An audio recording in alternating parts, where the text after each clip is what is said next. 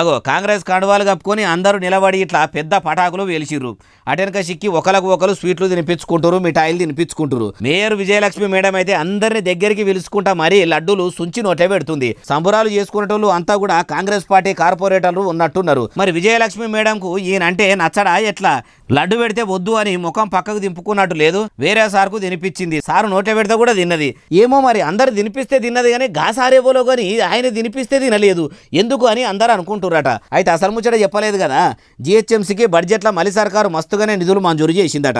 CM sir మా GHMC మీద మనసు పెట్టి పైకం ఎక్కువ విడుదల చేయించిండని ఇట్లా సంబురాలు చేసుకుంటున్నారట.